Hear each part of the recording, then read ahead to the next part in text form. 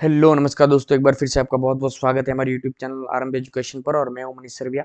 हमारी जो daily MCQ की जो सीरीज चल रही है उसमें आज एक नया वीडियो है। और हर बार की तरह जो हम क्वेश्चन को डिटेल में डिस्कस कर रहे हैं, आज भी वैसे ही क्वेश्चन को डिटेल में डिस्कस करेंगे। और तो बिना किसी देरी के हम अपने पहले क्वेश्चन पे जाते हैं। पहला क्वेश्चन क्या है हमारा, ये देखिए, ये रहा पहला question. Which of the following is a characteristic of the tropical rain forest? कौन सी इसमें से कैरेक्टरिस्टिक है जो ट्रॉपिकल रेन फॉरेस्ट को आइडेंटिफाई करती है? जैसे they are found near the pole, कि ये ट्रॉपिकल रेन फॉरेस्ट हमें कहाँ मिलते हैं? पोल के आसपास। दूसरा, they have distinct wet and dry season, वहां पे कैसे सीजन होती है? Wet and dry season. C option है हमारा, they they receive very heavy rainfall throughout the year, तो पूरे साल हमें बहुत ज्यादा बारिश यहाँ पे देखने को मिलती है। They receive characterized, they are characterized by desert vegetation, उसको ये आइडेंटिफाई करने का कि जहाँ इजी तरीका है कि जहाँ जहाँ डेजर्ट वेजिटेशन हो वहाँ पे हमें ये ट्रॉपिकल रेन फॉरेस्ट मिलेंगे, है ना। तो ये डी ऑप्शन है। तो कौन सा ऑप्शन करेक्ट है इसमें से? कोई भी आप एक ऑप्शन सिलेक्ट करिए, अपना वीडियो को पॉज कर लीजिए और कोई भी एक आंसर को टिक कर लीजिए। ओके चलो, अभी मैं आंसर नहीं बताता, तो पहला थोड़ा मैं आपको इसका एक्सप्लेनेशन दे देता हूँ तो आपको क्लियर कट हो जाएगा कि इसका क्या मतलब। वो देखिए दोस्तों, ये पहले होता है, पहले हमें पता लगाना है कि ये ट्रॉपिकल क्या होता है, फिर ट्रॉपिकल रेन फॉरेस्ट के ऊपर जाएंगे। ट्रॉपिकल एरिया मतलब area between the tropic of cancer, मतलब आपको ये कैंसर वाली जो लाइन है और यहाँ पे कैप्रिकॉन वाली लाइन, जो उसके बीच का जो एरिया है उसको बोला जाता है ट्रॉपिकल एरिया। यहाँ तक क्लियर दोस्तों? ये पूरा एरिया है ट्रॉपिकल एरिया और ट्रॉपिकल रीजियंस, ये बोला जाता है। अब देखिए यहाँ पे एक के 23 डिग्री 5 मिनट्स, 23 डिग्री 5 मिनट्स, ये पूरा ये जो है ये latitude 23 degree 5 minutes north latitude और 23 डिग्री 5 मिनट्स साउथ लेटीट्यूड, उसके बीच का जो एरिया है वो पूरा ट्रॉपिकल रीजन। यहाँ तक क्लियर दोस्तों? अब ये ट्रॉपिकल रीजन एकदम जो बीच की लाइन है, मतलब जो वर्ल्ड को नॉर्थ और साउथ में डिवाइड करती है, वो इक्वेटर है। तो इक्वेटर पे आए तो इक्वेटर के बारे में कुछ बातें जो मुझे याद आ रही है मैं आपको बता देता हूँ। जैसे यहाँ से इक्वेटर से लेकर पोल से लेकर इक्वेटर का जो डिस्टेंस है टोटल, वो अप्रोक्सीमेट वो डिस्टेंस होता है 10,000 किलोमीटर दोस्तों। पूरा सरकमफेरेंस जो है, अर्थ का पूरा पूरा सरकमफेरेंस जो है ये इक्वेटर का, वो यहाँ से अगर शुरू करें और यहाँ पे घूमते हुए वापस यहाँ से यहाँ तक आ जाए, यहाँ से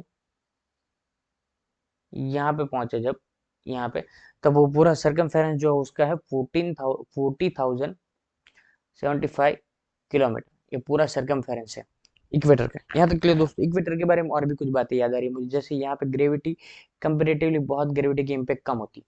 इक्वेटर जो है टोटल 13 कंट्री से पास होता है। फिर से दोस्तों एक बार याद रखिए, ट्रॉपिकल एरिया मतलब जो है 23, ये जो ट्रॉपिक ऑफ कैंसर और ट्रॉपिक ऑफ कैंसर कैप्रिकॉन के बीच का जो एरिया वो ट्रॉपिकल एरिया होता है। ट्रॉपिकल एरिया को इक्वेटर रीजन भी बोलते हैं। और जो इसके बीच में जो एकदम लाइन है और उसको जो एकदम बीच में से डिवाइड करती है नॉर्थ और साउथ में, तो वो लाइन होती है इक्वेटर। और इक्वेटर जो है वो 0 डिग्री लेटीट्यूड है। फिर उससे जितनी डिग्री नॉर्थ में जाओगे, 10 डिग्री 20 डिग्री 30 डिग्री, वैसे वैसे करते करते जब यहाँ पे 90 डिग्री पहुंचोगे तो यहाँ पे पोल आ जाएगा, नॉर्थ पोल, नीचे साउथ पोल, आर्टिक सर्कल। यहाँ से टोटल डिस्टेंस 10,000 किलोमीटर और पूरा सरकमफेरेंस 14,000 40,075 किलोमीटर। और कितनी कंट्री में से पास होता है? 30 कंट्री में पास होता है ये इक्वेटर। और ग्रेविटी की इम्पैक्ट बहुत कम है यहाँ पे। ऐसे क्लियर दोस्तों? तो हमने ट्रॉपिकल वर्ड समझ लिया, अब ट्रॉपिकल रेन फॉरेस्ट के ऊपर जाते हैं। तो यहाँ पे ट्रॉपिकल एरिया, यहाँ से लेकर ये कैंसर और कैप्रिकॉन के बीच में जो आपको फॉरेस्ट देखने को मिलेंगे, जैसे एक अमेजोन फॉरेस्ट, यहाँ पे कॉन्गो फॉरेस्ट, यहाँ पे जो है दोस्तों आपको हमें दुनिया के सबसे घने यहाँ पे जंगल डेंस फॉरेस्ट देखने को मिलते हैं। देखिए ये रहा, ये जो है वो अमेजोन रेन फॉरेस्ट, ये जो है वो कॉन्गो फॉरेस्ट, कॉन्गो बेसिन भी बोला जाता है, कॉन्गो बेसिन। हाँ, यहाँ तक क्लियर दोस्तों? अब यहाँ पे अमेजोन फॉरेस्ट की बात करें अगर, तो ये दोनों जो रेन फॉरेस्ट है, ट्रॉपिकल रेन फॉरेस्ट, यहाँ पे टेम्परेचर रेगुलरली होता है 20 से लेकर 30 डिग्री सेल्सियस। डन, ये इतना टेम्परेचर होता है। और आगे अगर बारिश देखे तो 2000 मिलीमीटर बारिश डे, ये एन्युअली बारिश होती रहती है इतनी। अब देखिए, अब इसको सेंटीमीटर में कन्वर्ट करेंगे और बोलना है तो 200 सेंटीमीटर बारिश यहाँ पे रेगुलर पड़ती रहती है। यहाँ तक समझ में आ रहा है दोस्तों? क्लियर? और हैवी बायोडाइवर्सिटी मिलेगी आपको, मतलब बहुत डिफरेंट डिफरेंट तरीके के प्लांट, ट्री, ये सारी चीजें यहाँ पे देखने को मिलेगी। दुनिया की बहुत नायाब चीजें, प्लांट और ट्री जो जीवन में लोगों ने देखा नहीं, सोचा नहीं, ऐसे ऐसे ट्री और प्लांट यहाँ पे, और ऐसे एनिमल भी यहाँ पे एग्जिस्ट करते हैं। इतनी हैवी हाई हाई बायोडाइवर्सिटी यहाँ पे देखने को मिलती है दोस्तों। और एक खास बात ये फॉरेस्ट की क्या होती है कि यहाँ पे ट्री जो है वो अपने जो लीव्स हैं उसको शेड नहीं करती, ऐसा लगता है, क्योंकि उसको पानखर जो आता है, पतझड़ जो आता है ना, उसमें क्या होता है कि ये पत्ते खर जाते हैं इसके पूरे के पूरे, और शेड हो जाते हैं उसके सारे पत्ते। लेकिन यहाँ पर भी अमेज़न फॉरेस्ट में भी होता है कि उसके जो है लीव शेड होते हैं, लेकिन एक्चुअली ये उसकी स्पीड इतनी होती है कि नए ग्रोथ होकर ये जो है नए लीव्स आ जाते हैं, इसलिए जो है पुराने ये चले गए उसका पता नहीं लगता कि जो पत्ते शेड हो रहे हैं यहाँ से, और ये नए आ रहे हैं उसमें नए आने की स्पीड ज़्यादा है, तो हमें लगेगा नहीं कि ये यहाँ पे पतझड़ आया है। यहाँ तक के लिए दोस्तों। हाँ, ये अमेज़न फॉरेस्ट के बारे में मैंने आपको डिटेल बताई थोड़ी। अब जैसे यहाँ पे किस तरह के वो ट्रीज मिलते हैं, वेजिटेशन किस तरह का होता है, देखिए ये श्रब एक ट्री यहाँ पे, जैसे इसका श्रब में कैसे पता लगेंगे श्रब है कि नहीं है, जैसे इसका तना जो आप देख रहे हैं पूरा का पूरा, वो कोई एक नहीं है पूरा का पूरा, वो उसमें अलग लगता नहीं, यहाँ पे ये आपको अलग देखने को मिलेगा, यहाँ पे ये अलग देखो, यहाँ पे पीछे अलग देखो, ये अलग, ये अलग, ये अलग, ये सब बहुत सारे तने मिलकर, मतलब एक ऐसा पेड़ नहीं है ना, ये इस तरह का पेड़ है, देखिए इस तरह का पेड़, यहाँ पे एक तना, यहाँ पे तना, यहाँ पे कई सारे नीचे तने उससे बना हुआ है पूरा, उसको बोला जाता है ये श्रब। ऐसे तने की जैसे जो है वो उसको श्रब बोला जाता है, ये ट्री प्लांट। अब यहाँ पे देखिए, ये जो है पूरा ये दूसरा ये ट्री पास में दिख रहा है, लेकिन वो उसका ये तना दिख ही नहीं रहा है, उसके ऊपर इतने पेड़, अलग अलग पेड़ आ गए इस तरह से कि वो दिख ही नहीं रहा है। यहाँ पर भी देखो, ये वाला सारा यहाँ पर, ये देखिए, यहाँ पे आपको पेड़ ही नहीं दिखेंगे कहीं पे, उसके ऊपर इतनी सारे दूसरे प्लांट आ जाते हैं, और उसकी अपनी जो खुद की वो टहनियाँ इतनी दूर दूर चली जाती है कि मेन प्लांट तो दिखता ही नहीं है ना। तो ये पूरा जो प्लांट के ऊपर लपेटा हुआ है सारा का सारा, वो उसको बोला जाता है वाइन्स। एग्जैक्टली अगर देखे तो ऐसा, देखिए ये पूरा जो दिख रहा है वो पूरा का पूरा, ये पूरा का पूरा इस तरह से एक पेड़ के ऊपर आ जाता है, तो उसको बोला जाता है वाइन्स। और एक और हमें वहां पे प्लांट देखने को मिलता है, वो है दोस्तों एपीफाइट। एपीफाइट का मतलब क्या है, तो ओरिजिनल एक प्लांट है उसके ऊपर दूसरा ग्रो हो जाना। यहाँ पे एक प्लांट है, देख रही है प्लांट आपको, ये दिख रहा है ट्री, उसके ऊपर दूसरा ग्रो हो जाना ट्री, उसको बोलते हैं एपीफाइट।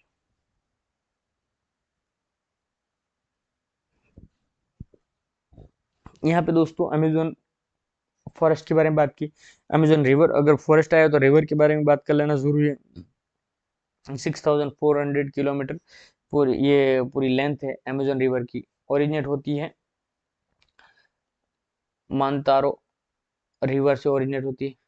और माउथ कहाँ पे, माउथ है एटलांटिक ओशन में। एटलांटिक ओशन जो है दोस्तों, वो उसका डीपेस्ट पॉइंट कौन सा है, डीपेस्ट पॉइंट है पेट्रोरिको, पेट्रोरिको ट्रेंच, ये उसका डीपेस्ट पॉइंट है। कितना डीपेस्ट है, 8,375 मीटर, इतना डेप्थ है।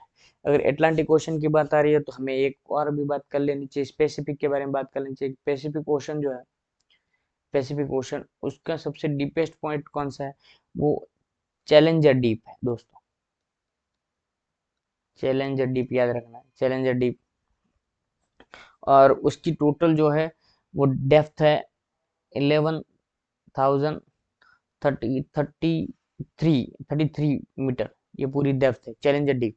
याद रखना दोस्तों, पैसिफिक जो है ओशन उसकी चैलेंजर डीप, अटलांटिक ओशन जो है उसकी ये पेडोरिको 8,375, उसकी पूरी ये डेप्थ है। यहाँ पे मैंने अमेजन रिवर के बारे में ये उसकी आपको बता दिया, उसके टोटल लेंथ कितनी हो।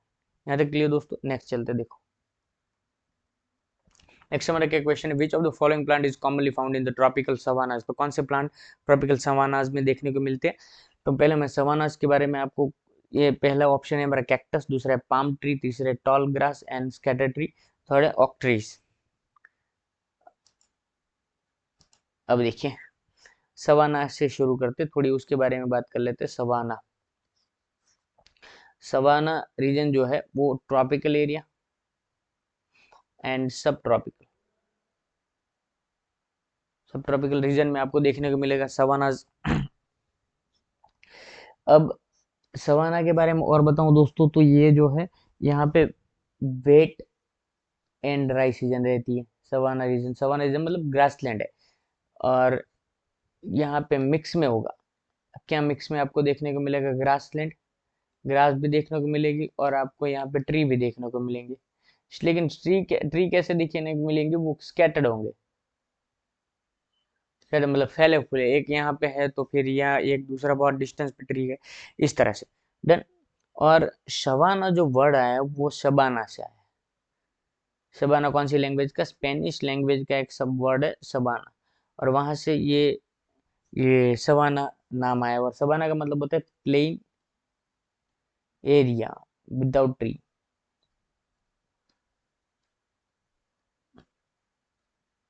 अब आप लोगों को समझ में, प्लेन एरिया विदाउट ट्री, तो ऐसा एरिया जहाँ पे ट्री है ही नहीं, तो वहां से सवाना का नाम ये हुआ है। अब आप देखिए यहाँ पे ऑप्शन देख लेते हैं। ये देखिए, ऑप्शन के ऊपर बाद में जाएंगे, पहले आप देख लीजिए लोकेशन, फिर आपको अपने आप आंसर मिल जाएगी। ये जो येलो वाला पोर्शन है, ये वाला जो पोर्शन है, यहाँ पे जो है कॉन्गो बेसिन के नीचे है ना, यहाँ पे आपको अमेरिका, ये ऑस्ट्रेलिया में आपको देखने को मिलेगा। तो सारी जगह पे कौन सा है? ये ग्रासलैंड, ये grassland, savanna grassland. Correct answer कौन सा है? Cactus, palm tree. हमारा सी आंसर करेक्ट बनेगा। Tall grass and scattered trees. यहाँ तक क्लियर दोस्तों?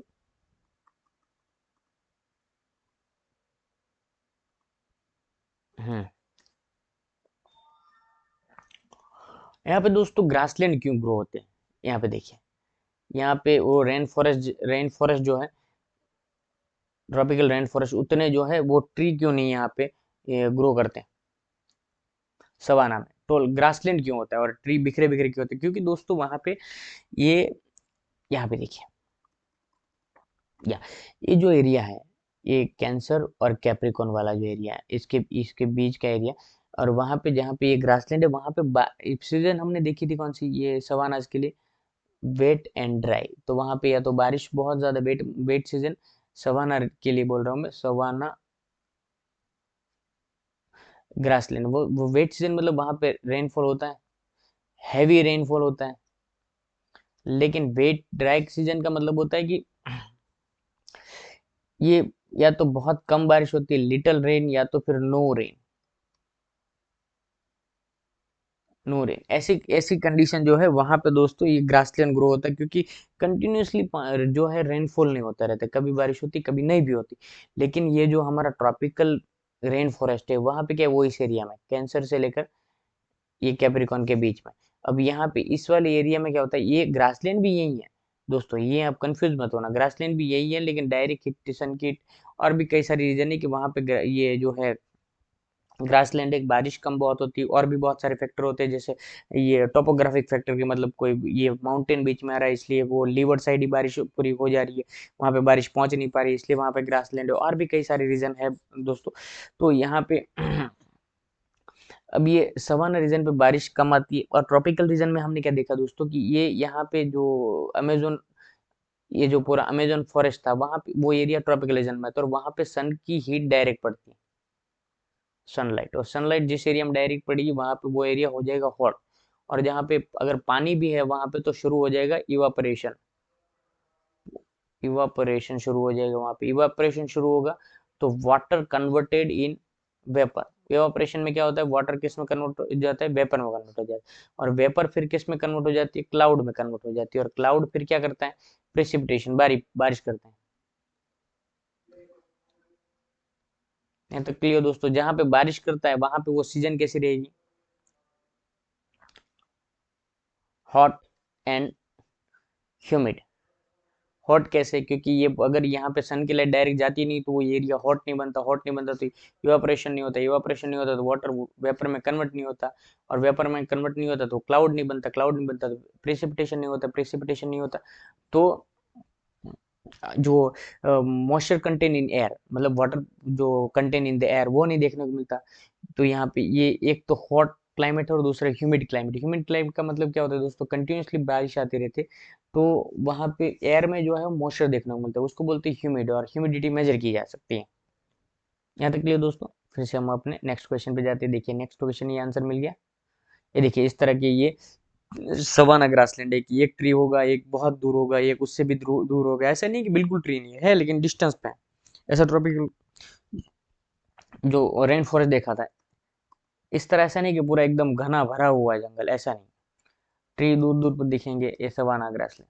ये पूरा दूर से अगर फोटो उसका देखना है, यहाँ पे ये एलिफेंट, एंटेलोप्स, डियर, जिराफ जैसे यहाँ पे एनिमल देखने को मिलते हैं। देखिए अब दोस्तों नेक्स्ट क्वेश्चन हमारा, which type of the lens is use to correct the hypermetropia. Hypermetropia कौन सा, ये सब जो है फार साइटेडनेस, ये कौन से जो है, विच type of the lens is used, इसको सही करने के लिए कौन से तरह के ये लेंस यूज किए जाते हैं। पहला है कॉनकेव लेंस, दूसरा है कॉन्वेक्स लेंस, तीसरा है सिलिंड्रिकल लेंस, और तीसरा है बाय कॉन्वेक्स लेंस। अब उसका आंसर क्या है, यहाँ पे आंसर पे बाद में जाते पहले डिस्कस कर लेते हैं दोस्तों। यहाँ पे देखिए ये हमारी ह्यूमन आईज है, और उसके ऊपर ये लगा हुआ है, ये जो कुदरत ने फिट करके दिया हुआ है, कॉन्वेक्स कॉन्वेक्स लेंस। अब कॉन्वेक्स लेंस में होता है क्या दोस्तों, यहाँ से जो सन की लाइट आएगी, वो सन की लाइट, और जब ये कॉन्वेक्स लेंस पे पड़ता है तो वो क्या होती है, वो कन्वर्ज हो जाती है। तो ये मान लीजिएगा ये कॉन्वेक्स लेंस है, और यहाँ पे अगर ये सन की लाइट आती है, सन की लाइट, तो ये लाइट होगी क्या, यहाँ पे जैसे इसके ऊपर पड़ते कन्वर्ज हो जाएगी, मिल जाएगी अंदर जाके, है ना। तो ये काम होता है कॉन्वेक्स लेंस का। अब कॉन्वेक्स लेंस करता क्या है कि वो उसकी प्रॉपर्टीज क्या है कि यहाँ पे जो है, यहाँ पे वो ये एज जो है वो पतली होती है। जैसे आपको एज पतली दिख रही है यहाँ पे, ये वाला एरिया पतला दिखता है, लेकिन ये बीच वाला पार्ट जो है ना वो मोटा होता है, ये कॉन्वेक्स लेंस में होता है। अब ऐसा करने से होगा क्या, ये जो है, अब ये पहले तो ये समझ लेते हैं, इससे पहले आंख के बाद में ऊपर जाते हैं, पूरा मैं कथा आपको बाद में समझाता हूँ, लेकिन पहले ये देख लीजिए। हाइपरमेट्रोपिया का मतलब क्या होता है कि एक इंसान है, उसको नजदीक एक बड़ा सा हाथी खड़ा हुआ है, या तो गधा मान लेते हैं, बड़ा सा गधा खड़ा हुआ है, वो उसको नहीं दिखेगा, लेकिन बाद में बहुत दूर एक छोटा सा खरगोश अगर यहाँ पे घूम रहा है, वो उसको दिखेगा दोस्तों। प्रॉब्लम समझ में आ रहा है आपको, हाइपरमेट्रोपिया का क्या प्रॉब्लम है। एक इंसान जिसको पास में एक गधा भी खड़ा है, तब भी उसको दिखता है, नहीं दिखता है बहुत बड़ा गधा, और दूर जो है यहाँ पे छोटा सा खरगोश भी है, तब भी उसको दिख जाएगा, मतलब उसको नजदीक का नहीं दिखता, उसको दूर का दिखता है। अब ये प्रॉब्लम को बोला जाता है हाइपरमेट्रोपिया। समझ में आया आपको।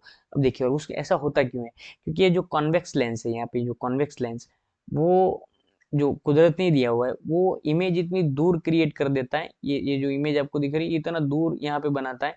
अब एक्चुअली यहाँ पे रेटिना पे आना चाहिए, ये जो है ये कन्वर्ज कहाँ होना चाहिए, जैसे यहाँ पे नॉर्मल कंडीशन में यहाँ से जो लाइट आती है और उसकी इमेज यहाँ पे रेटिना पे कन्वर्ज होती है यहाँ पे, है ना। तो ऐसी कंडीशन में क्लियर दिखेगा, लेकिन प्रॉब्लम है कि अभी ये हाइपरमेट्रोपिया में होता क्या है कि इमेज यहाँ पे रेटिना के पीछे बनती है, यहाँ पे दूर।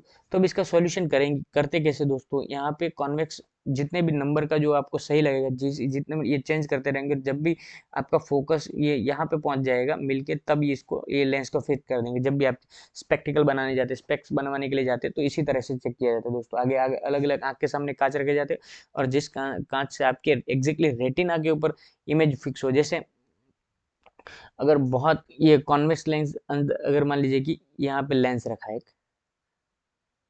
है ना, और वो नंबर बहुत ज्यादा है उसके, यहाँ पे लाइट आ रही है, और ये अंदर जाने से पहले यही कन्वर्ज हो जाता है दोस्तों, फिर भी प्रॉब्लम है। रेटिना यहाँ पे हमारी, तो यहाँ पर भी कन्वर्ज नहीं होना चाहिए, और यहाँ पर भी नहीं होना चाहिए। एग्जैक्टली कन्वर्ज कहाँ होना चाहिए, यहाँ पे, तो यहाँ पे रेटिना पे पड़ना चाहिए, और यहाँ पे ये जो नजदीक की चीजें नहीं दिखती है, दूर की चीजें दिखती है, ये इस वजह से प्रॉब्लम होता है। अब दोस्तों करते क्या, कॉन्वेक्स लेंस एक आगे लगा देते, तो इमेज जो है वो यहाँ इतने दूर तक कन्वर्ज नहीं होगी, यहीं पे जैसे ही कॉन्वेक्स लेंस मैंने बताया था कन्वर्ज होता है, जैसे इसके अंदर गया तो जो है वो जो है ये रेज वो मिलना, कन्वर्ज होना शुरू हो जाते हैं। तो यहाँ पे रेटिना में जब कन्वर्ज हुआ, दोनों मिल गए, है ना, तो ये फिर इसका प्रॉब्लम सोल्व होता है। कौन सा प्रॉब्लम, फारसाइटेडनेस और हाइपरमेट्रोपिया। यहाँ तक क्लियर दोस्तों। नेक्स्ट देखते हैं, देखो ये मायोपिया। मायोपिया में होता क्या है, इससे यहाँ पे इससे पहले हमने देखा था कि जो है लाइट जो कन्वर्ज होती है रेटिना के पीछे एकदम यहाँ पे, लेकिन यहाँ पे देखिए ये रेटिना के पहले ही जो है वो ये सन लाइट जो है यहाँ पे कन्वर्ज हो जाती है, मिल जाती है। तो अब इसमें होता क्या है, इससे पहले जो हमने एग्जाम्पल लिया, सेम एग्जाम्पल, एक इंसान खड़ा हुआ है, उसको यहाँ पे पास में छोटा छोटा खरगोश खड़ा हुआ है, वो दिख जाता है। और यहाँ पे बहुत दूर एक हाथी खड़ा हुआ है, वो दूर का दिखता ही नहीं उसको। पहली वाली कंडीशन में क्या था दोस्तों, इसमें इसमें नजदीक का नहीं दिखता था, यहाँ पे दूर का नहीं दिखता है। यहाँ पे बहुत बड़ा हाथी खड़ा हुआ है, तब भी उसको नहीं दिखेगा, नजदीक से तो दिख जाएगा। उसमें क्या होता है दोस्तों, ये जो सन की लाइट जो आती है दोस्तों, यहाँ पे जो लाइट आती है, सन की लाइट मतलब कोई भी लाइट जो आती है, वो जो आंख में जाती है, और यहाँ पे वो रेटिना पे कन्वर्ज होने से पहले पहले कन्वर्ज हो जाते हैं। तो अब इसका सॉल्यूशन क्या है, ये मायोपिया, इसकी वजह से दूर की चीजें नहीं दिखती, नजदीक की चीजें दिखती, ये प्रॉब्लम है। फिर उसके आगे लगाया जाता है कॉनकेव लेंस। कॉनकेव लेंस करता है क्या दोस्तों, वो कॉन्वेक्स लेंस क्या करता था, ये जो लेंस था वो क्या करता था, ये सनलाइट को कन्वर्ज करता था। लेकिन कॉनकेव लेंस करता क्या है, उसको सनलाइट को डाइवर्ट कर देता है। यहाँ पे देखिए, ये जो बीच वाला एरिया है ना कॉन्वेक्स लेंस का, वो मोटा होता है, यहाँ पे एज पतली होती है, लेकिन इसका जो बीच वाला एरिया पतला होता है। और इस लेंस के ऊपर अगर लाइट जाएगी तो स्प्रेड होती है, यहाँ पे देखिए स्प्रेड होती है। और स्प्रेड होती है तो एग्जैक्टली यहाँ से कॉन्वेक्स लेंस पे आती है, जो हमारा नेचर ने दिया हुआ है, वो कॉन्वेक्स लेंस पे आती है। और यहाँ से डाइवर्ट होकर एग्जिट कहाँ मिलती है, रेटिना मिलती है। तो हमें जो दूर से जो नजदीक की चीजें नहीं दिखती, वो भी क्लियर दिखना शुरू हो जाती है दोस्तों। यहाँ तक क्लियर? ओके, चलो अब वापस क्वेश्चन पे आ जाओ। देखिए, which type of the lens is use to correct the hypermetropia? Correct answer क्या है हमारा दोस्तों, कॉन्वेक्स लेंस। यहाँ तक क्लियर? नेक्स्ट चलते हैं। What happen to resistance of the conductor in the temperature increase? अगर टेम्परेचर इंक्रीज हो जाए तो कंडक्टर में क्या होता है, उसका रेजिस्टेंस पे क्या होता है? जैसे दोस्तों देखिए, एक कंडक्टर है, कोई भी एक हम कंडक्टर मान लेते हैं। अब उसके अंदर करंट फ्लो होता है। अब करंट फ्लो कैसे होता है, जैसे करंट का यहाँ पे उसमें छोटे छोटे होल होते हैं कंडक्टर के अंदर, अभी आपको समझ में आ जाएगा दोस्तों। और ये होल के अंदर होते हैं इलेक्ट्रॉन, क्या होते हैं, उसके अंदर इलेक्ट्रॉन होते हैं। तो जब भी पावर सप्लाई, यहाँ से पावर सप्लाई दिया जाएगा, और यहाँ से वोल्टेज के द्वारा फोर्स दिया जाएगा, है ना। वोल्टेज, यहाँ पे आप इसको वोल्टेज में आपको कैसे समझो, एक इजी एग्जांपल से आपको समझाने की कोशिश करता हूँ। देखिए, यहाँ पे एक पानी की टंकी भरी हुई पूरी, बराबर, और यहाँ पे एक टंकी नीचे है, और दोनों पाइप से कनेक्टेड है आपस में। तो जब भी इसका वाल्व ओपन किया जाएगा, तो बिल्कुल फोर्स की जरूरत नहीं पड़ेगी, फर्स्ट टैंक में से इस सेकंड टैंक में अपने आप पानी आ जाएगा, यस और नो? क्योंकि यहाँ पे पोटेंशियल है, पोटेंशियल मतलब ये पोटेंशियल एनर्जी यहाँ कन्वर्ट हो जाती है, क्योंकि यहाँ पे बहुत सारा जो है वो पानी है, और यहाँ पे नहीं है, तो पानी किस तरफ बहेगा, इस तरफ बहेगा। तो यहाँ पे लोड है दोस्तों, वोल्टेज भी यही काम करता है। यहाँ पे लोड है, कोई भी मशीन वशीन कुछ भी लगाए, और यहाँ पे बहुत ज्यादा पोटेंशियल है, बहुत ज्यादा, यहाँ पे जैसे टैंक में पानी था वैसे यहाँ पे बहुत ज्यादा पावर है। और यहाँ पे लोड में बिल्कुल, यहाँ पे टंकी खाली, जैसे टंकी ये जो है ये हमारी खाली है, वैसे ही यहाँ पे ये लोड जो है बिल्कुल खाली है पावर लेने के लिए। तो वोल्टेज यहाँ से फोर्स करता है इलेक्ट्रॉन, तो इलेक्ट्रॉन पहले इस हॉल में जाता है, यहाँ पे जो हॉल मैंने बताया, इस हॉल में जाने के बाद ये इसको, यहाँ पे जो इलेक्ट्रॉन है उसको धक्का मार के आगे नहीं भेजता है, वो खुद यहाँ पे बैठ जाता है। फिर वो जो है बैठा हुआ, वो जो जिसको धक्का लगा वो आगे जाता है, और वो यहाँ इस हॉल में आके हॉल में बैठता है इस, और यहाँ से फिर जैसे ही यहाँ पे जो था उसको आगे धक्का लगता है, तो इसको छोड़कर यहाँ पे आता है, इसको छोड़कर यहाँ पे आता है।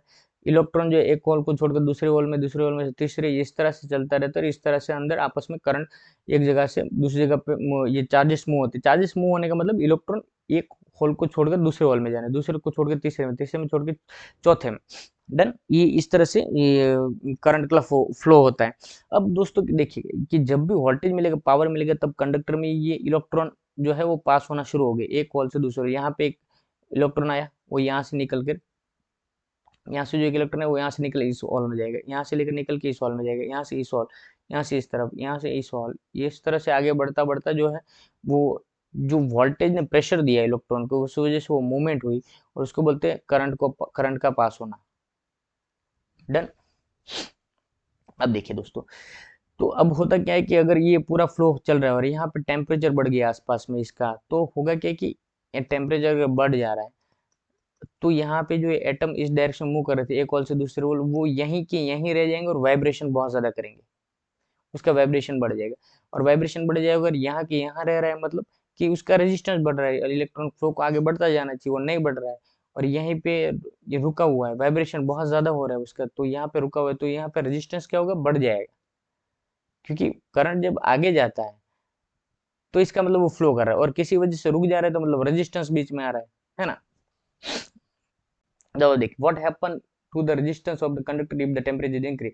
तो टेम्परेचर जब इंक्रीज होता है तो ये एटम जो है वो उसका वाइब्रेशन यहीं कहीं शुरू हो जाता है, यहीं वाइब्रेट करता है, आगे मूव नहीं करता है, इस वजह से वो जो ये कंडक्टर टेम्परेचर इंक्रीज होता है तो रेजिस्टेंस क्या होता है, रेजिस्टेंस भी इंक्रीज हो जाता है ना। अब यहाँ पे टेम्परेचर नहीं है आसपास, तो आराम से जो इलेक्ट्रॉन एक होल से दूसरे होल में से तीसरे होल, इस तरह से आगे चार्जेस करंट पास होता रहेगा। यहाँ तक क्लियर दोस्तों। अब एक ओहम लो यहाँ पे आता है, बहुत समझना जरूरी है दोस्तों। ओहम लो बहुत काम की बात है। वोल्टेज को मल्टीप्लाई करो करंट से और रेजिस्टेंस से, ये सॉरी करंट और रेजिस्टर को मल्टीप्लाई करो आपस में, तो मिल जाएगा आपको वोल्टेज। और ये जो वोल्टेज है उसको मेजर किया जाता है वोल्ट में, और जो ये आई जो है उसको मेजर किया जाता है, करंट को मेजर किया जाता है एम्पियर में, और ये रेजिस्टेंस जो है उसको मेजर किया जाता है ओहम में, कितने ओहम का। और ओहम का जो सिंबल है इस तरह का होता है, इस तरह का सिंबल होता है, उसको बोला जाता है ओमेगा। है तो क्लियर दोस्तों ना। और ये बहुत, ये ओहम लॉ से ये वोल्टेज और फाइंड करना बहुत ईजी हो गया। वोल्टेज को फाइंड करना है तो ampere I into R, ampere को रेजिस्टर से मल्टीप्लाई करोगे वोल्टेज मिलेगा। अगर आपको करंट चाहिए, कितना करंट फ्लो है वो चाहिए, तो वोल्टेज को रेजिस्टेंस से डिवाइड करोगे आपको ये एम्पियर मिल जाएगा। अगर आपको रेजिस्टेंस चाहिए, कितना रेजिस्टेंस है लाइन में, तो R resistance equal to voltage divide by ampere, तो आपको क्या मिल जाएगा, रेजिस्टेंस मिल जाएगा। डन, यहाँ तक क्लियर। चलो आगे चलते हैं। नेक्स्ट क्वेश्चन क्या है हमारा, बहुत ही मस्त क्वेश्चन है दोस्तों, और बहुत ही इंटरेस्टिंग क्वेश्चन है, और जितना फोकस करोगे आप उतना आपको समझ में आता जाएगा कि कितना इस क्वेश्चन इंटरेस्टेड है हमारे लिए। क्वेश्चन क्या है, which of the following, which process in the cell cycle responsible for the division of the nucleus. तो न्यूक्लियस के डिवीजन में कौन सी साइकिल रिस्पॉन्सिबल है नीचे में से, सॉरी दोस्तों, which process is in the cell cycle is responsible for the division of the cell of the nucleus।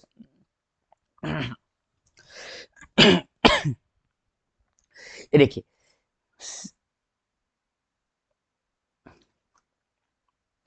Cell कैसे डिवाइड होते हैं, डिवीजन ऑफ द सेल वाला टॉपिक है दोस्तों, कैसे डिवाइड होगा।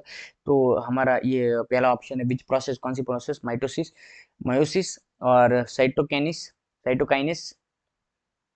फिर इंटरफेज। कौन सा इसमें से ऑप्शन है, आप कोई भी एक ऑप्शन सिलेक्ट कर लीजिए, फिर हम आगे डिस्कस करते हैं। देखिए दोस्तों, इसका करेक्ट आंसर है माइटोसिस।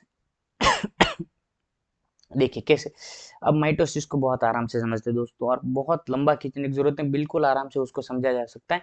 जैसे पहला जो है माइटोसिस में 5 स्टेप होते हैं। पहला जो उसका फेज है वो इंटरफेज।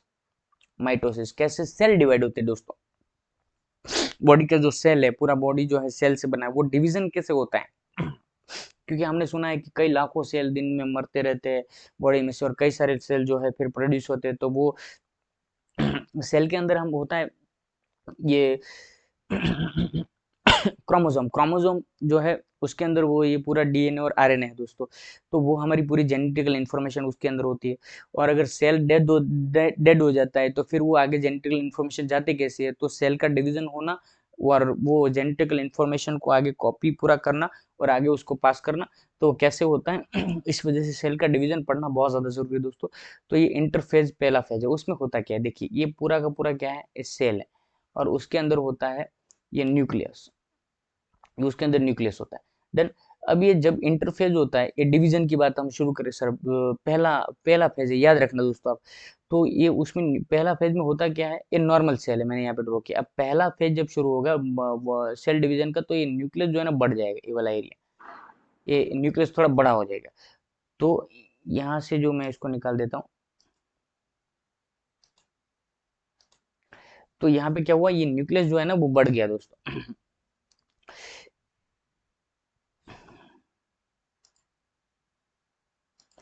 ये न्यूक्लियस फर्स्ट फेज में होता क्या है, न्यूक्लियस बढ़ जाता है और क्रोमोसोम भी इंक्रीज हो जाते हैं।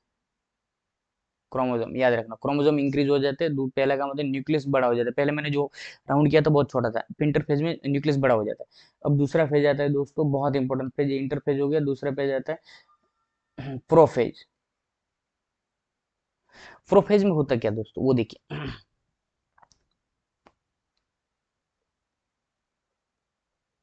इसमें स्प्लिंडर थ्रेड,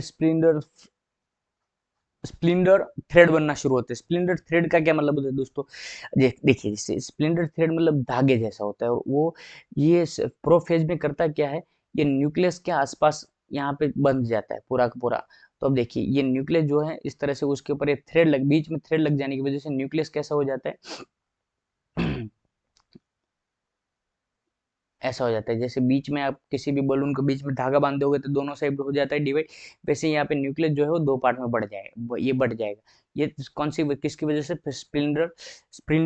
स्प्लिंडर थ्रेड की वजह से पूरा बढ़ जाता है। तो प्रोफेज में क्या होता है दोस्तों कि ये जो है न्यूक्लियस दो पार्ट में डिवाइड हो जाता है, और न्यूक्लियस का डिवीजन हो जाता है, सेल के जो न्यूक्लियस है उसका डिवीजन होता है, वो यहाँ पे डेवलप होता है स्प्लिंडर थ्रेड डेवलप होता है, उसकी वजह से न्यूक्लियस का डिवीजन हो जाता है। यहाँ तक क्लियर दोस्तों, ये सेल के अंदर ही याद रखना, सेल के अंदर पूरा ये डिवीजन होता है सेल, ये इसकी वजह से स्प्रिंडलर थ्रेड की वजह से। अब तीसरा देखिए, तीसरा कौन सा फेज है दोस्तों, मेटाफेज। अब मेटाफेज में क्या होगा, यहाँ पे मैंने बताया सिर्फ न्यूक्लियस का डिवीजन होता है। यहाँ पे देखिए ये फिर से मैं सेल बना रहा हूँ, और यहाँ पे हमने पहले देख लिया था कि न्यूक्लियस जो है वो न्यूक्लियस दो पार्ट में डिवाइड हो गया था, और सेल के अंदर और भी कई सारी चीजें होती है, जैसे मैं आपको बताऊं माइटोकॉन्ड्रिया, दूसरा मैं आपको बताऊं राइबोसोम यहाँ पे होते हैं, फिर आपको मैं बताऊं तो लाइसोसोम होते हैं, फिर सेंट्रोसोम होते हैं दोस्तों, फिर एक और है एंडोप्लाज्मिक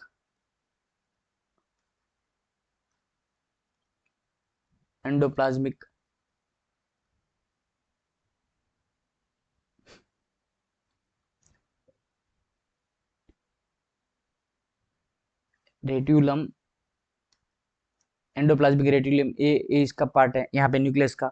और एक चीज मैं बताऊं दोस्तों तो गैल्जी कॉम्प्लेक्स, ये भी इसमें, ये पूरा का पूरा ये सेल के अंदर ये सारी सारी चीजें होती है दोस्तों। फिर से मैं एक बार बता देता हूँ, ये mitochondria, ribosome, lysosome, centrosome, endoplasmic reticulum, और ये गैल्जी कॉम्प्लेक्स, ये सारी चीजें होती है। अब मेटाफेज में होता क्या दोस्तों, ये सारी सारी चीजें जो है, फिर से मैं एक बार आपको यहाँ पे बता देता हूँ। देखिए तो यहाँ पे न्यूक्लियस दो पार्ट में डिवाइड हो गया, ये स्प्रिंडिकल थ्रेड पूरा उसको, ये पूरा बलून जैसा होता है, और इसमें धागा बांधे तो कैसा हो जाता है, उसमें सब जगह पे ऐसा होगा। माइट्रोकॉन्ड्रिया भी ऐसे ही, माइट्रोकॉन्ड्रिया का भी दो पार्ट में ये उसका थ्रेड पूरा लग जाएगा, और ऐसे दो पार्ट हो जाएंगे। और यहाँ पे राइबोसोम मैंने जो बताया, उसके भी दो पार्ट ऐसे थ्रेड लग के दो पार्ट में डिवाइड हो जाएगा। ये लाइसोसोम भी दो पार्ट में डिवाइड हो जाएगा दोस्तों। और यहाँ पे सेंट्रोसोम, वो भी दो पार्ट में उसको थ्रेड लगने की वजह से डिवाइड हो जाएगा। और ये एंडोप्लाज्मिक जो मैंने बताया रेटिकुलम, वो भी दो पार्ट में डिवाइड हो जाएगा थ्रेड लगने। गल्जी कॉम्प्लेक्स जो है वो भी उसको थ्रेड लगेगा तो दो पार्ट में डिवाइड हो जाएंगे। अब माइटोफेज में क्या होता है कि दो दो पार्ट में डिवाइड हो जाते हैं, मेटाफेज में सॉरी, मेटाफेज में ये जो है ये सारी चीजें सेल के अंदर जो सारी चीजें वो डिवाइड हो जाती है दो पार्ट में। यहाँ तक क्लियर दोस्तों। एक और फेज आता है उसको बोलते हैं एनाफेज। एनाफेज में क्या होता है, ये सारी चीजें जो है वो, ये सेल की सारी चीजें वो अपने पोल की तरफ चली जाती, मतलब एक पोल इस तरफ इस डायरेक्शन मूव कर जाते, बाकी बाकी सारे जो है वो इस तरफ मूव कर जाते। मतलब ये आधे पार्ट जो है, आधा पार्ट यहाँ पे जो मैं जहाँ पे ये कर रहा हूँ डार्क, ये सारा नीचे की तरफ चला जाएगा, एक को एक साइड में, एक पोल में चले जाएगा एक पोल की तरफ, और बाकी बचा हुआ ऊपर की तरफ रहेगा। तो ये जो बचा हुआ एरिया है ये ऊपर की तरफ। अब देखिए ये पूरा न्यूक्लियस इस तरफ दो पार्ट में डिवाइड, एक पार्ट इस तरफ न्यूक्लियस का आ गया, अब ये पूरा न्यूक्लियस है। अब इसको ऐसे करने की जरूरत नहीं क्योंकि थ्रेड ने उसको पूरा तोड़ दिया है।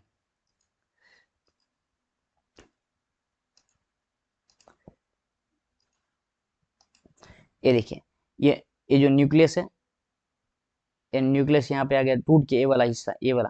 फिर माइटोकॉन्ड्रिया यहाँ पे आ गया, यहाँ पे भी एक न्यूक्लियस रहेगा, अलग हो जाएगा। और ये होता है एनाफेज में, दोनों जो है आपस में, एक एनाफेज इस वाले पार्ट को अलग खींच लेता है, इस वाले पार्ट को अलग खींच लेता है। यहाँ पे एक न्यूक्लियस है, और यहाँ पर भी एक न्यूक्लियस होगा, यहाँ पे एक माइटोकॉन्ड्रिया है, यहाँ पर भी एक माइटोकॉन्ड्रिया होगा, यहाँ पे राइबोसोम होगा तो यहाँ पर भी एक राइबोसोम होगा, यहाँ पे लाइसोसोम होगा तो यहाँ पर भी एक लाइसोसोम अपना बन जाएगा, यहाँ पे सेंट्रोसोम होगा तो यहाँ पर भी सेंट्रोसोम हो जाएगा, यहाँ पे जो है ये एंडोप्लाज्मिक रेक्यूलम जो है वो भी यहाँ पे होगा, तो वैसा ही एंडोप्लाज्मिक रेक्यूलम यहाँ पर भी होगा। यहाँ पे गाल्जी कॉम्प्लेक्स होगा तो यहाँ पर भी गाल्जी कॉम्प्लेक्स होता है। यहाँ पे फिर से एक बार फर्स्ट स्टेज से अगर मैं शुरू करूँ दोस्तों, तो पहले फेज में क्या होता है, न्यूक्लियस बड़ा हो जाता है, और सेकंड फेज में स्प्लिंडर थ्रेड यहाँ पे डेवलप होता है। वो क्या करता है, न्यूक्लियस को ऐसे बीच में धागा बांध यहाँ पे लग जाता है, उसकी वजह से न्यूक्लियस दो पार्ट में डिवाइड हो जाते हैं दोस्तों। अब ये मेटाफेज में क्या होता है कि ये न्यूक्लियस के, ये सेल के जितने भी अंदर, उसके अंदर जो है जितने भी उसके पार्ट है वो सारे के सारे ऊपर थ्रेड लग जाएगा। न्यूक्लियस तो पहले से दो पार्ट में टूट गया है, तो बाकी सब जितने भी mitochondria, ribosome, lysosome, centrosome, endoplasmic reticulum और गाल्जी कॉम्प्लेक्स, वो भी उसके ऊपर भी थ्रेड लग जाता है। तो थ्रेड लगने की वजह से ही वो दो दो पार्ट में डिवाइड हो जाता है। ये होता है मेटाफेज में। और एनाफेज में होता है कि ये सारे के सारे जो न्यूक्लियस, ये माइटोकॉन्ड्रिया, राइबोसोम, लाइसोसोम, ये सेंट्रोसोम, ये एंडोप्लाज्मिक रेटिकुलम, ये गाल्जी कॉम्प्लेक्स, ये सारे के सारे एक कॉपी यहाँ पे रहती है और दूसरी यहाँ पे सेम टू सेम यहाँ रहती है। तब ये दोनों अलग कब हो जाते हैं, जब यहाँ पे साथ में थे वो एनाफेज में अलग हो जाते हैं। और एक लास्ट फेज है दोस्तों टेलोफेज। अब टेलोफेज में होता क्या है, ये टेलोफेज इसको भी डिवाइड करता है दो पार्ट में। तो एक सेल यहाँ पे बन जाएगा, एक सेल यहाँ पे बन जाएगा, अलग हो जाएगा, और बीच में यहाँ पे हमें वही चीज, सेम टू सेम चीज देखने को मिलेगी। न्यूक्लियस यहाँ पे देखने को मिलेगा, यहाँ पे माइटोकॉन्ड्रिया देखने को मिलेगा, यहाँ पे राइबोसोम देखने को मिलेगा, लाइसोसोम देखने को मिलेगा, सेंट्रोसोम देखने को मिलेगा, यहाँ पे प्लाज्मिक ये रेटिकुलम देखने को मिलेगा, यहाँ पर भी आपको ये गाल्जी कॉम्प्लेक्स देखने को मिलेगा। सेम चीजें आपको यहाँ पे देखने को मिलेगी दोस्तों। जो डिवीजन हो गया, ये न्यूक्लियस यहाँ पे देखने को मिलेगा, माइटोकॉन्ड्रिया देखने को मिलेगा, यहाँ पे ये आपको राइबोसोम, यहाँ पे लाइसोसोम, यहाँ पे सेंट्रोसोम, यहाँ पे एंडोप्लाज्मिक रेटिकुलम रेटिकुलम आपको देखने को मिलेगा, यहाँ पे आपको गाल्जी कॉम्प्लेक्स देखने को मिलेगा। तो जो एक न्यूक्लियस था, जो इंटरफेज में जो न्यूक्लियस बड़ा हुआ था, उस मेटाप्रोफेज में स्प्रिंडलर थ्रेड एक डेवलप हुआ और उसको न्यूक्लियस से दो पार्ट में डिवाइड कर दिया। मेटाफेज में सेल के सारे बाकी के पार्ट को, न्यूक्लियस को तो पहले ही यहाँ पे प्रोफेज में डिवाइड हो गया, तो बाकी सब पार्ट को भी दो पार्ट में डिवाइड कर देता है। और फिर ये एनाफेज आता है, तब अलग अलग हो जाते हैं। एक सेल की जितनी भी चीजें वो अलग हो जाती है, दूसरे की भी अलग हो जाती है। और टेलोफेज में दोनों को, सेल को बीच में से ही काट दिया जाता है। ये पूरी माइटोसिस की प्रोसेस है दोस्तों। इतना डिफिकल्ट नहीं है, बहुत ईजी है, बहुत आसान है। तो which process in the cell cycle is responsible for the division of the nucleus. तो न्यूक्लियस का डिवीजन हो जाता है माइटोसिस की वजह से। ये हमारा करेक्ट आंसर है। मायोसिस क्या होता है दोस्तों, ये सेकंड ऑप्शन, इसको जो है उसको देख लेते हैं। ये होता है ये ओनली रिप्रोडक्शन के टाइम पे ये मायोसिस जो है, ये सेल को डिवीजन होता है। अब वो कैसे होता है देखिए दोस्तों यहाँ पे देखिए मेल और यहाँ पे फीमेल, दोनों में होते क्रोमोसोम, दोनों में होते क्रोमोसोम। मेल में कितने होंगे 46, फीमेल में कितने होंगे 46। लेकिन क्रोमोसोम के दो टाइप है, याद रखना, बहुत इजी से समझा रहा हूँ, इजी समझ में आ भी जाएगा। एक है ऑटोसोम, एक होता है ओलोसोम। फीमेल में सेम चीज है दोस्तों, यहाँ पर भी दो तरह के क्रोमोसोम, एक ऑटोसोम, एक होता है ओलोसोम। अब देखिए ऑटोसोम यहाँ पे कितने क्रोमोसोम होंगे, वहां पे ये 44 होंगे। यहाँ पर भी वुमन, फीमेल में भी कितने होंगे 44 क्रोमोसोम। अब ओलोसोम जो है यहाँ पे दो होंगे, और यहाँ पर भी वुमन में भी कितने होंगे, दो होंगे। देन टोटल हो गए ऑटोज ऑटोजोल और ऑटोसोम और ओलोसोम को मिलाकर टोटल कितने हो रहे, क्रोमोसोम 46। यहाँ पर भी ऑटोसोम और ओलोसोम को मिलाकर कितने टोटल हो रहे, 46। अब देखिए दोस्तों जब नया बच्चा, कोई भी न्यू बेबी बोर्न होता है, उसमें यहाँ से 42 क्रोमोसोम आएंगे दोस्तों। आधे आते हैं, इसलिए उसको अर्धसूत्री डिवीजन बोला जाता है दोस्तों। सेल का हाफ ही डिवीजन होता है। तो यहाँ से 22 ऑटोसोम आएंगे, और बच्चा का बोर्न होता है तो फीमेल के भी 22 ऑटोसोम आएंगे। तो टोटल यहाँ पे ऑटोसोम हो कितने गए ये पूरे टोटल हो कितने गए 44। और एक नॉर्मल ये ह्यूमन बीइंग में होता कितना है 44, यहाँ पे आ गया, यहाँ पर भी 44 हो गया अब देखिए दोस्तों, लेकिन ये होता 44 है, लेकिन हमें करना कितना है, 42 करना है, 42 होने चाहिए। तो यहाँ से भाई न्यू बॉर्न बेबी जो है उसमें 22 मेल से और 22 ये फीमेल से आ गया, टोटल कितना हो गया 44। अब एक जो है इसमें से ये जो ओलोसोम है उसमें से मेल में एक्स और वाई होता है, और वुमन में जो है एक्स और एक्स होते हैं। अगर यहाँ से एक्स आ जाता है, मेल से एक्स आ रहा है और यहाँ से फीमेल से भी एक्स आ रहा है, तो वो जो न्यूबॉर्न बेबी होगा वो क्या होगा, डॉटर। दूसरी कंडीशन, यहाँ से अगर मेल से यहाँ पे आ रहा है वो वाई है, और यहाँ से जो आ रहा है दोस्तों वो एक्स है, तो क्या होगा, सन। तो हमें दोस्तों देखिए, यहाँ से 42, यहाँ से 42 ऑटोजोम, यहाँ से फीमेल से 42, सॉरी ये मेल से 22 ऑटोजोम, यहाँ से 22 ऑटोजोम आ गए, तो टोटल कितना हो गया 44। और यहाँ से मेल से क्या आ रहा है, वाई भी आ रहा है, या तो एक्स भी, कोई भी एक आ रहा है, वाई आ रहा है, और यहाँ से एक्स आना ऑब्वियस बात है, तो दोनों में यहाँ पे एक प्लस एक 2, और हमारे 44 यहाँ पे है, तो एक ह्यूमन बीइंग में होते कितने क्रोमोसोम, 46 हो गया हमारा 46। देन एक्स यहाँ से आएगा ओलोजोम, और यहाँ से भी एक्स आ रहा है तो हो रही है डॉटर। यहाँ से वाई आ रहा है ओलोजोम, और यहाँ से एक्स आ रहा है तो होगा क्या, सन। अब देखिए, अगर कई बार ये होता है कि ये मेल से दोनों एक्स और वाई दोनों आ जाते हैं, और यहाँ से सिर्फ एक्स आते हैं, तब ये होता है ट्रांसजेंडर का प्रोडक्शन।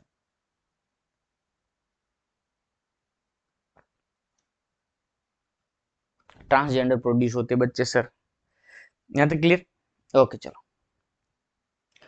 तो लास्ट तक हमारे साथ दोस्तों आप बने रहे, इसके लिए आपका बहुत बहुत धन्यवाद, धन्यवाद, थैंक यू सो मच। आप वैसे के वैसे हमारे साथ बने रहे दोस्तों, ऐसे इंटरेस्टिंग इन्फॉर्मेशन आपके लिए लाते रहेंगे आगे हम। और one more time thank you so much.